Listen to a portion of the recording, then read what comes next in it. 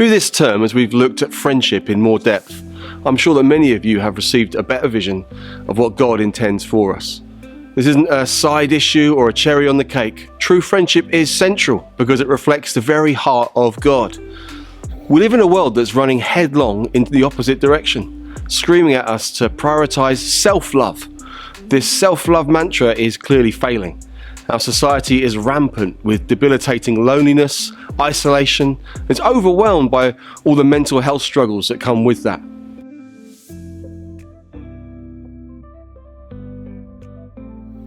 The incredible story of the gospel is that even though we are hell-bent on rejecting God and choosing self-love, self-promotion, self-esteem, God has determined to rescue us from our self-destruction.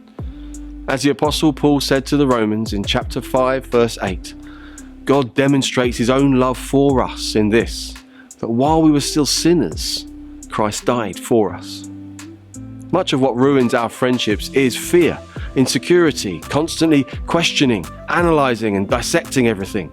We wonder whether we are good enough, whether we have done enough, whether others are worth the risk or the selfless work. Well, the gospel of Jesus completely frees us from these tiring analytical approaches because it frees us from finding that type of salvation from friends who just can't provide it. The fact is that God is love, and that God has made us for himself. We are made to relate to him above anyone else. So Jesus actually saves us from our self-obsession and forgives us for all of that self-love. But more than that, he actually fulfills and meets our deepest longings. The desperate hunger of our hearts, those deep cravings which cause us to get insecure and anxious or controlling, they're things which actually only Jesus is able to carry.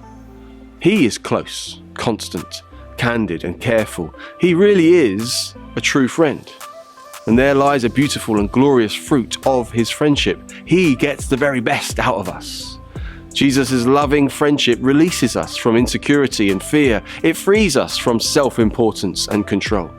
The gospel tells us that we are so lavishly and deeply loved that we can love others without being captive to how they respond.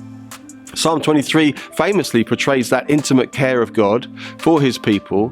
Verse 5 saying, "You anoint my head with oil, you fill my cup till it overflows." Imagine being so rich in friendship that it overflowed. Well, this is what Jesus has done for us. He has anointed us with an everlasting love. There's no better fuel for true friendship.